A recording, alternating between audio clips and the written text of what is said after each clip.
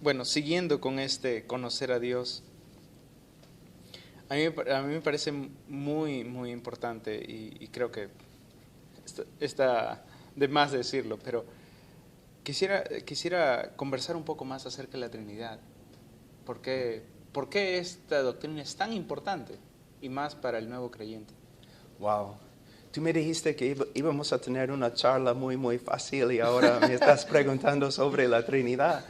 Um, sí, es una doctrina, no se puede exagerar la importancia de la Trinidad en el cristianismo, porque es una de las doctrinas que separa al cristianismo de todas las demás religiones. Es una doctrina bíblica y muy importante para la vida cristiana.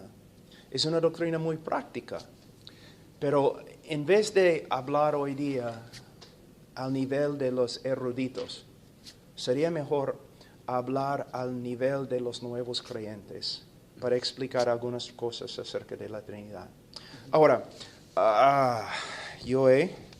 anticipando tu pregunta, yo he traído algunas notas y lo primero que necesitamos ver es que hay misterios en las Escrituras que no vamos a resolver en esta vida. Necesitamos simplemente afirmar la verdad que Dios nos ha revelado. Y con respecto a la Trinidad, hay misterio, de verdad. Pero también hay misterio con respecto a la omnisciencia de Dios o la omnipresencia de Dios. Pero en la Trinidad, lo que tenemos que hacer, especialmente para el nuevo creyente, es simplemente afirmar la verdad que Dios nos ha dado. Dios es uno. El cristianismo no tiene tres dioses, como algunas sectas dicen acerca de nosotros. No tenemos tres dioses. Dios es uno. Pero a la vez tenemos que afirmar de la Escritura, ¿no?, que el Padre se llama Dios, tiene los atributos de Dios y hace las obras de Dios. El Hijo, podemos decir lo mismo, se llama Dios, tiene los atributos de Dios y hace las obras de Dios. El Espíritu Santo, igual.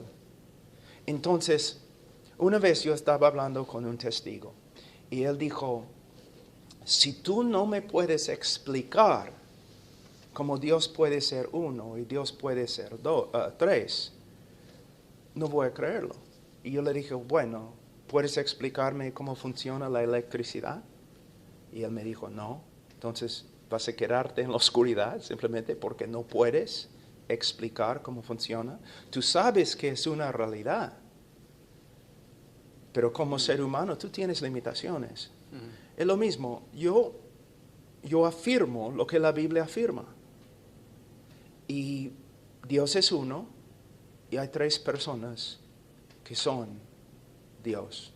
Con respecto a Dios es uno, vamos primeramente a Deuteronomio y vamos a ver un texto que es muy importante hasta el día de hoy para los judíos. Capítulo 6, versículo 4. Hace 3 semanas yo estuve en Tel Aviv y estuve también en Jerusalén. Y en casi cada lugar vas a ver en las paredes, en las tiendas donde se venden camisas para los turistas, tú vas a ver, versículo 4, escucha, oh Israel, el Señor es nuestro Dios, el Señor uno es.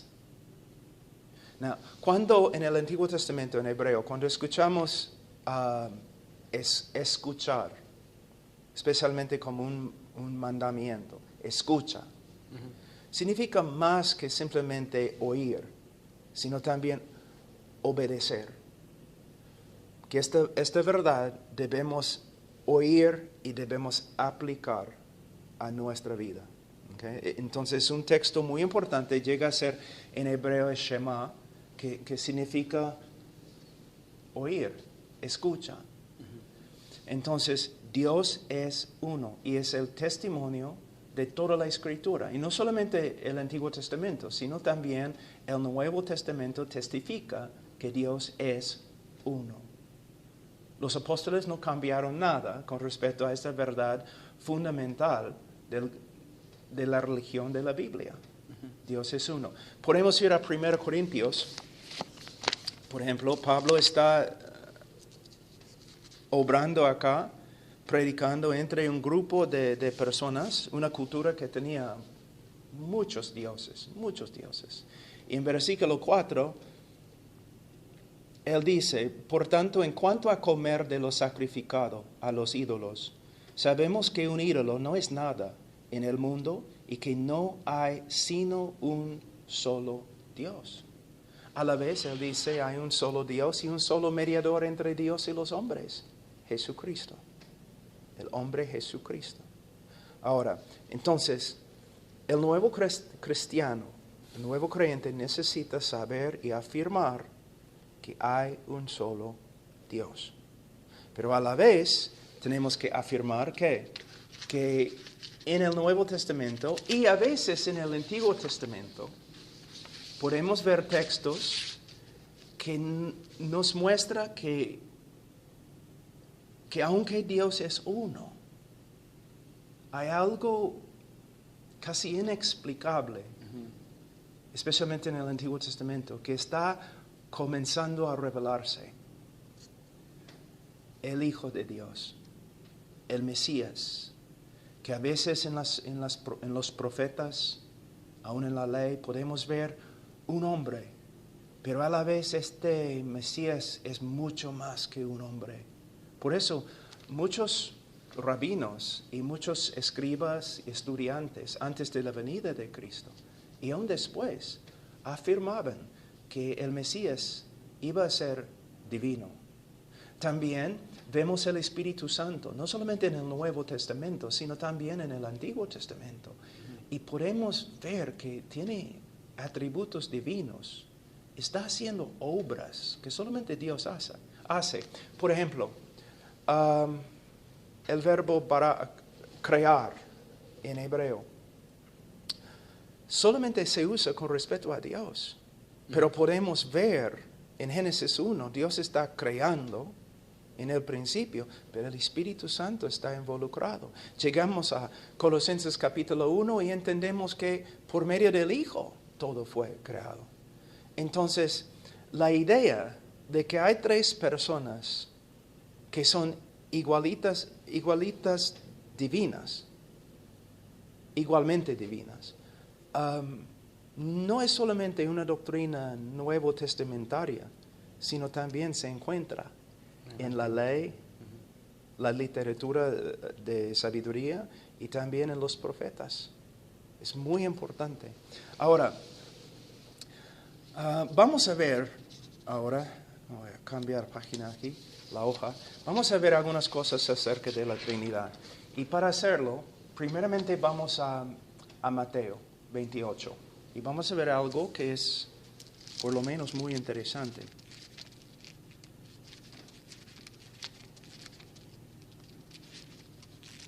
Tengo una nueva Biblia en español, es muy difícil encontrar mi lugar.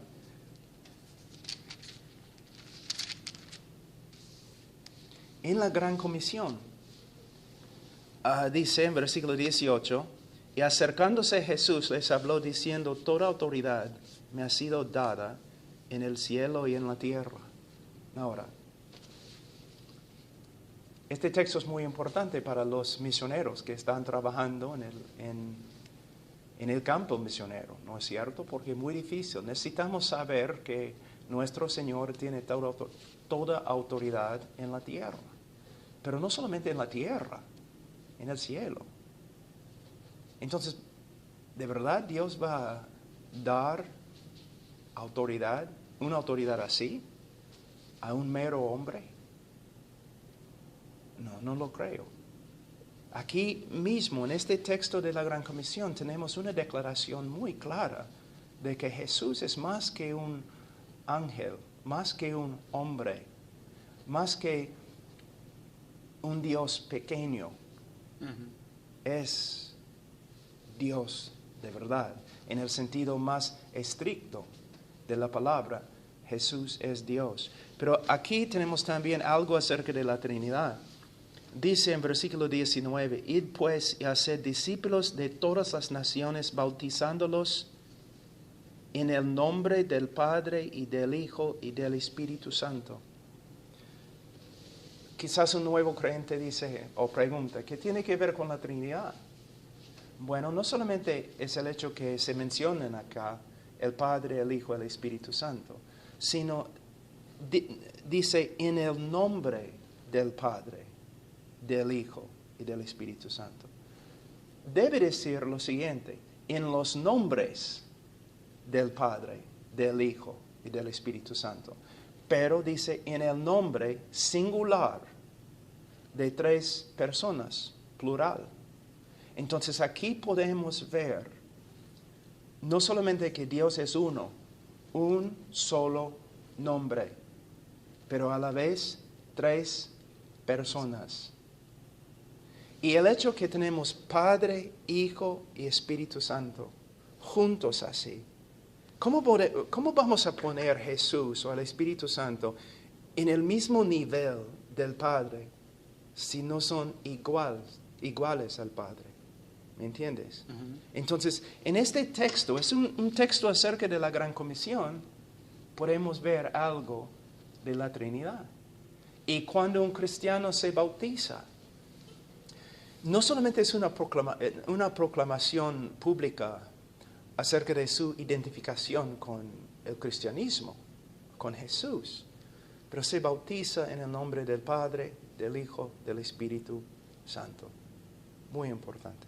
Y también podemos verlo en 2 Corintios. Vamos a 2 Corintios un ratito. Capítulo 13.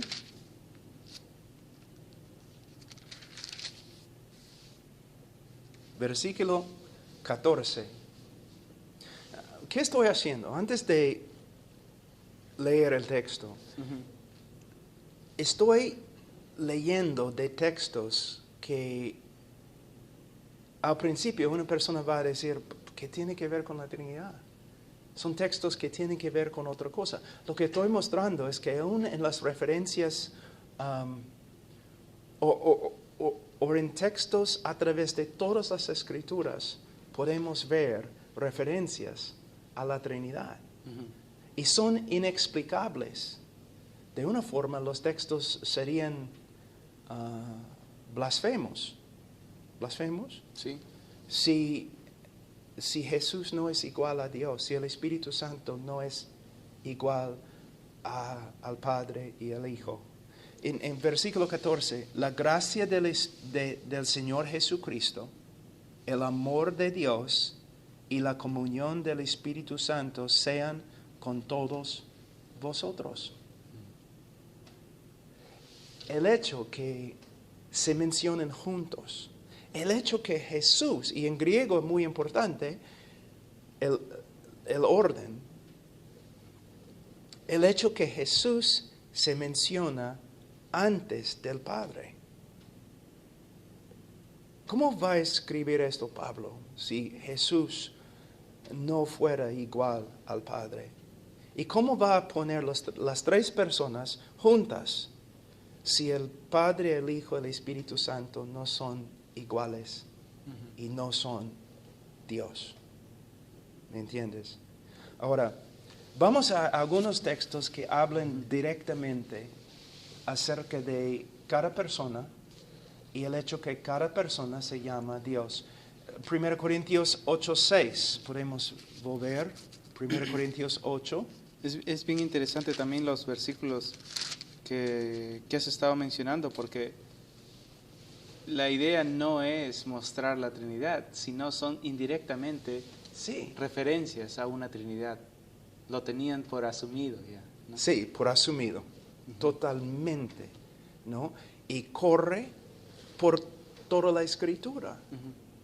Y podemos decir, tengo que decirlo, no solamente el Nuevo Testamento.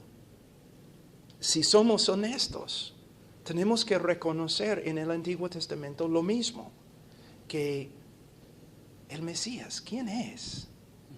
Los rabinos siempre andaban perplejos con respecto a eso, porque de verdad es un hombre, pero el Mesías es mucho más que David, mucho más que un hombre, mucho más que un ángel.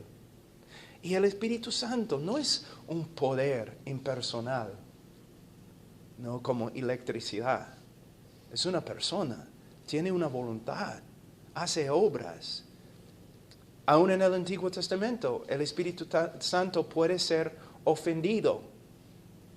Ya comenzamos a ver. Hay algo que está pasando acá. Es una de las razones por las cuales de verdad me encanta el Antiguo Testamento. Es un tesoro. Es como sí, buscar y por buscar. medio de estudiar en el Antiguo Testamento, tú comienzas a ver, wow, la doctrina de Cristo se encuentra acá. La doctrina del Espíritu Santo se encuentra acá, claramente. Y Jesús, Él no se encuentra solamente en el Nuevo Testamento, se encuentra en cada página de la Biblia. Todo tiene que ver con Él. Y los grandes predicadores, ellos se daban cuenta de eso. Y sus prédicas eran tan impactantes porque predicaban a Cristo. No simplemente una moralidad o 10 principios por los cuales podemos mejorar la vida. No, ellos predicaban a Cristo. Y es lo que nosotros debemos hacer, es predicar a Cristo. Ahora, en 1 Corintios 8:6, sin embargo, para nosotros hay un solo Dios, el Padre, de quien proceden todas las cosas y nosotros somos para Él, y un Señor Jesucristo por quien son todas las cosas y por medio del cual existimos nosotros. Algunas sectas dicen, ustedes, los cristianos, deben escuchar este texto porque dice hay un solo Dios, el Padre. Sí, Pablo en este momento está enfatizando la deidad del Padre. Pero no debemos olvidarnos. ¿Qué más dice? Mira, Jesús se llama el Señor en el mismo texto. El Señor, que en el Antiguo Testamento es una palabra muy importante que se reserva solo para Dios.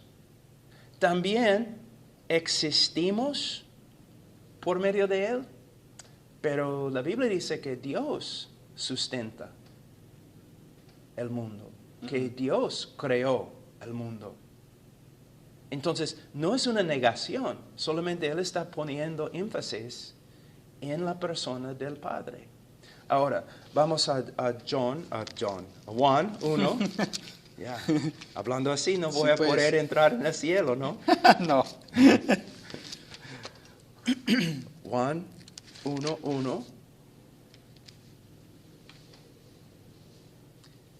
En el principio existía el Verbo, y el Verbo estaba con Dios, y el Verbo era Dios. Es lo que el texto dice. En el griego dice, la énfasis es aún más sobre la deidad del Verbo. ¿Por qué? En el griego dice, en el principio existía el Verbo y el Verbo estaba con Dios y Dios era el Verbo, poniendo la énfasis en su deidad. Y si no está diciendo que el Verbo es Dios, entonces versículo 14 no tiene significado. ¿Por qué? Está hablando de la encarnación. ¿La encarnación de qué? Un ángel, pero vamos a Hebreos y sabemos que es mucho más que un ángel. Y no es nada entre un ángel y Dios. Claramente la Biblia dice que es Dios.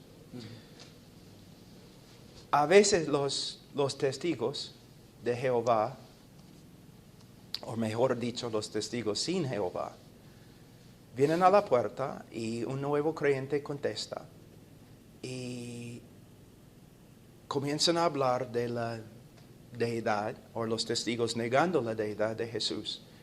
Y siempre dicen a los nuevos creyentes, pero si tú supieras, si tú pudieras leer el griego, sabrías que en el griego claramente no dice Dios, sino un Dios. Cuando ellos vienen a mi casa y dicen que tal cosa, yo siempre digo, ¿de verdad? ¿Es lo que dice? Wow, en griego. ¿Tú lo sabes? ¿Tú sabes que dice en griego un Dios? Sí, claro. Un ratito. Yo voy a mi biblioteca, traigo mi Nuevo Testamento en griego. Yo les doy mi Nuevo Testamento. Muéstrame. Yo no lo hago simplemente para avergonzar a la persona, pero mayormente ellos siempre te visitan dos personas, un líder y un discípulo. Estoy tratando de mostrar al discípulo que su líder es un mentiroso. Yo le doy mi Nuevo Testamento en griego. Aquí, Señor, muéstrame. Y el hombre está mirando. Mira, yo dejo de hablar con él y yo hablo con su discípulo. Mira, él entró a mi casa básicamente tratando de engañarme, que él no era experto en griego. Pero mira, él ni puede encontrar el libro de Juan en griego. De verdad, joven, ¿este es el hombre que quieres seguir? Por supuesto, los nuevos creyentes no pueden hacer eso, quizás no leen griego, pero no deben tener miedo cuando los testigos vienen con su conocimiento de griego, porque no tienen conocimiento de griego. Otra cosa que es muy importante, si podemos, vamos a volver a este asunto de los testigos, porque yo voy a explicar cómo yo testifico a los testigos después. Pero la Biblia claramente aquí en Juan 1:1 dice que el verbo es Dios. Luego podemos ir a Hechos, capítulo 5, y vemos en versículo 3, ¿no?, la historia, el castigo de Ananías y Zafira. Versículo 3, mas Pedro dijo a Ananías, ¿por qué has llenado, Satanás, tu corazón para mentir al Espíritu Santo y quedarte con parte del precio del terreno?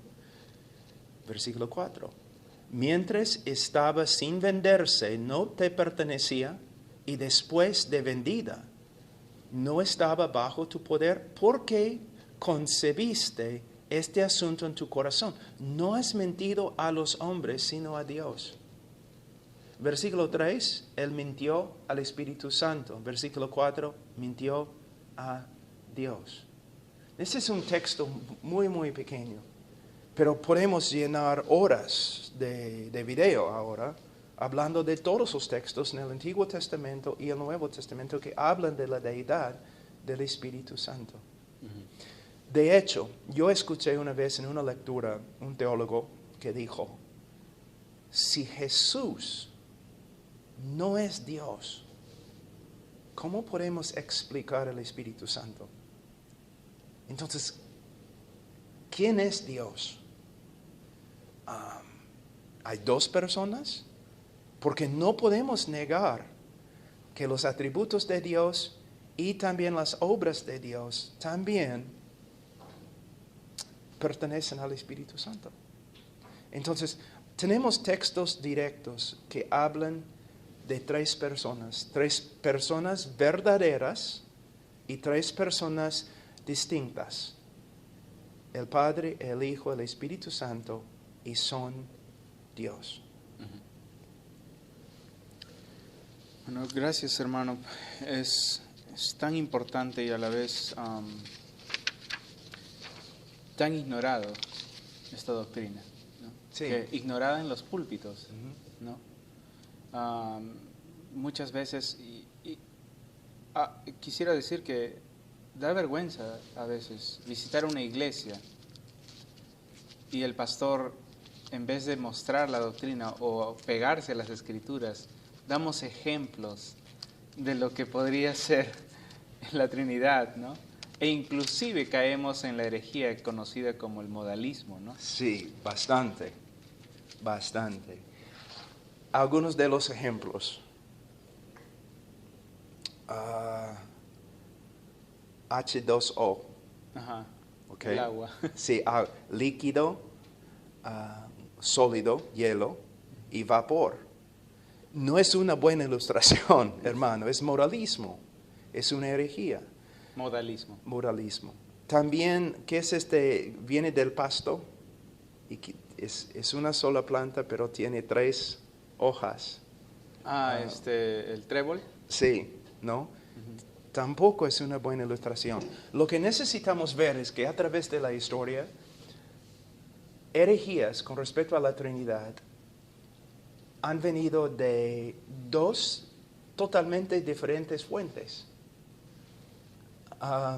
Los que negaban la Trinidad, por supuesto, pero también los que trataban de defender y explicar la Trinidad. A veces usaron ilustraciones no bíblicas, antibíblicas. Pero vamos a hablar un ratito acerca de moralismo. Modalismo. ¿Cómo es? De modo. Moda. De modo. Modo. Modalismo. Modalismo. Es un Ay. poco- Ya.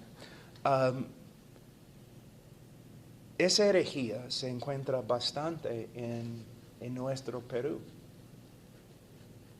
El grupo, ¿cómo se llama? Solo Jesús. Los unitarios, creo. En el norte del Perú, en la sierra también. Yo he tenido que hablar con personas que eran víctimas de esa doctrina. Y ellos dicen básicamente que si hay un solo Dios, pero no hay 3 personas distintas y verdaderas, sino Dios se revela a través de 3 diferentes modos. ¿No? En el Antiguo Testamento, el Padre. En el Nuevo Testamento, el Hijo, en la encarnación. Y ahora en el Espíritu Santo. El problema es que el Padre, el Hijo y el Espíritu Santo crearon el mundo. Sostienen el mundo. También hay un texto muy, muy sencillo que demuestra cuán ridículo es esta herejía. Se encuentra en Marcos capítulo 1. Marcos 1, versículo 10.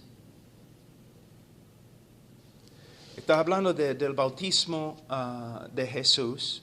En versículo 9, y sucedió en aquellos días que Jesús vino de Nazaret, de Galilea, y fue bautizado por Juan en el Jordán. E inmediatamente al salir del agua, vio que los cielos se abrían y que el Espíritu Santo como paloma descendía sobre él, y vino una voz de los cielos que decía: Tú eres mi Hijo amado, en ti me he complacido. Ahora,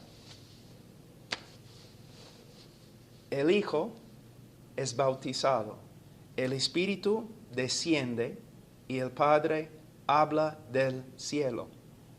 Entonces, el Hijo en el agua, bautizado, el Espíritu descendiendo sobre él y el Padre hablando del cielo.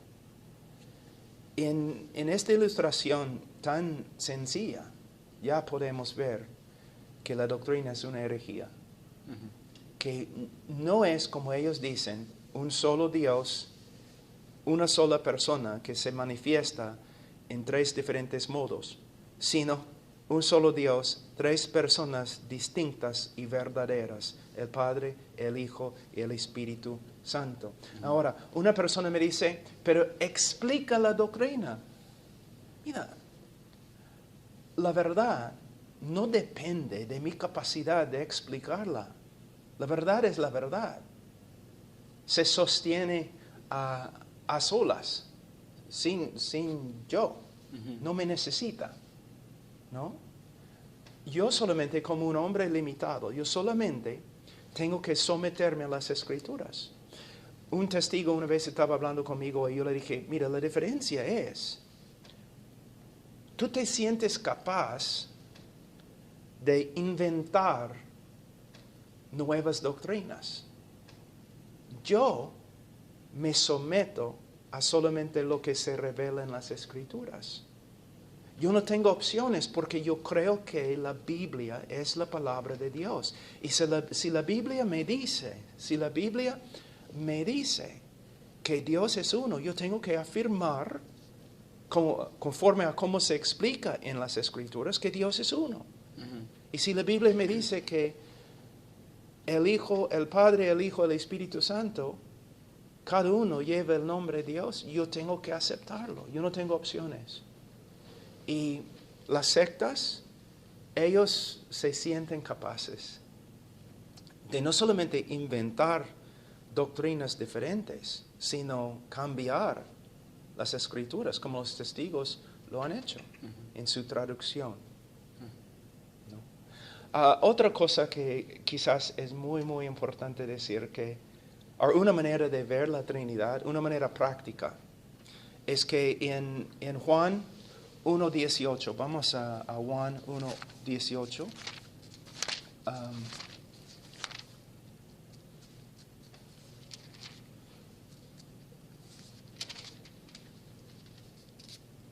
Nadie ha visto jamás a Dios. El unigénito Dios que está en el seno del Padre, Él le ha dado a conocer. Entonces, el Padre es el Dios invisible, que según las Escrituras nadie lo ha visto. Nadie. No en su plena gloria. Pero Jesús sí. Y Jesús nos ha explicado quién es Dios, por medio de su encarnación y por medio de sus obras y por medio de sus enseñanzas. Entonces el Padre es el Dios invisible. El Hijo es el Dios encarnado. Y podemos ver de un texto que ya hemos leído, versículo 1 y versículo 14 del libro de Juan. ¿No? En versículo 1, en el principio existía el Verbo y el Verbo estaba con Dios y el Verbo era Dios. 14, y el Verbo se hizo carne y habitó entre nosotros. Y vimos su gloria, gloria como del unigénito del Padre, lleno de gracia y de verdad. La palabra habitar acá se puede, en griego, es más que Él tabernaculó entre nosotros, se puede decir. No, en el Antiguo Testamento, durante los reinados de David, Salomón, durante las épocas del templo, Dios habitó dentro del templo. Pero ahora Dios en su plenitud habita dentro de la persona de Jesús. Y al final, en Romanos 8, con respecto al Espíritu Santo,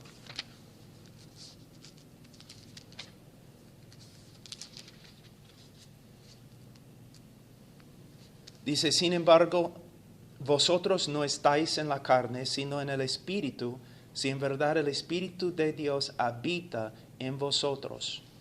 Pero si alguno no tiene el Espíritu de Cristo, el tal no es de Él. Aquí podemos ver que el Espíritu Santo es Dios habitando en nosotros.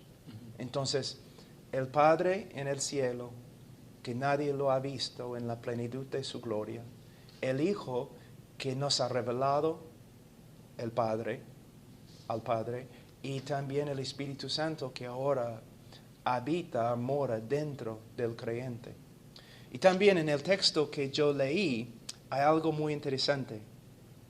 Simplemente escucha lo que dice. Sin embargo, vosotros no estáis en la carne, sino en el Espíritu. Hablando del Espíritu. ¿Okay? Si en verdad el Espíritu de Dios habita en vosotros, pero si alguno no tiene el Espíritu de Cristo, el tal no es de Él. En un texto que no tiene como su propósito principal enseñar la Trinidad, enseña la Trinidad. Entonces es una doctrina en la cual podemos confiar, es una doctrina que tenemos que creer si de verdad somos cristianos. Uno que niega la Trinidad no es cristiano. No es. Como un pequeño paréntesis, estábamos estudiando las escrituras y esta idea de que a Dios, este Dios invisible, Cristo lo ha dado a conocer. Por un tiempo en mí era como que, bueno, no lo podemos ver porque nosotros estamos en una esfera, en un reino material, ¿no? Pero al estudiarlo, realmente tiene mucho sentido lo que la palabra dice, es invisible, porque nosotros, seres finitos, no podemos captar, no podemos visualizar con nuestros ojos, con la visión, vamos a decir así, a este Dios en su plenitud. Sí. Es un Dios eterno, es un Dios infinito. Y a la vez, el hecho que es el Dios invisible no es el resultado de nuestras limitaciones humanas, sino Él es espíritu. Él es espíritu. Otra cosa, la énfasis que se pone a veces en el Antiguo Testamento y acá en el Nuevo Testamento, que Dios es invisible, es una prohibición contra la idolatría. Cada vez que nosotros creamos una imagen, estamos distorsionando quién es Dios, ¿no? Aún los dibujos acerca de la persona de Jesús. Yo recuerdo una historia en India. Un misionero estaba repartiendo folletos y una jovencita que recién se había convertido pasó por ahí y él le dio un folleto. Y ella regresó después de 5 minutos llorando. Y el misionero dijo, ¿por qué estás llorando? ¿Qué pasa? Y ella le miró el folleto y el folleto tenía un dibujo de supuestamente la cara de Jesús. Y él dijo, la chica dijo, la hermana, oh hermano, yo pensaba que él era mucho más glorioso que lo que se ve acá. Entonces cada dibujo, cuadro, imagen de Dios, aún de Jesús, es una distorsión de la gloria de su persona. Y tengo que decirles, muchas de las imágenes de Jesús en cuadros, los icons, ¿cómo se dice? Iconos, estatuas. Wow, ni parecen, no son hermosos, son feos, asustan. Y muchos son muy femeninas. Y es una distorsión completa de quién era Jesús, el hombre, y quién es. Entonces debemos tener bastante cuidado, aún en la literatura que damos a los niños. ¿No? ¿Qué dicen? En inglés dicen que a photograph is worth 1,000 words. Una foto. Una imagen habla más que miles de palabras. Sí. No, es como cuando una persona piensa en Moisés, ¿no? Y el éxodo de Egipto.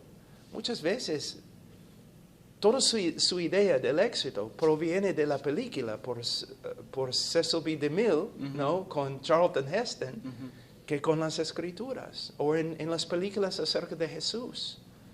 Jesús es más gringo que todos los demás que están alrededor de él, más alto, más hermoso. El único con cabello largo. Sí, el único con cabello largo, ojos verdes. Entonces, necesitamos tener bastante cuidado y simplemente pegarnos a las escrituras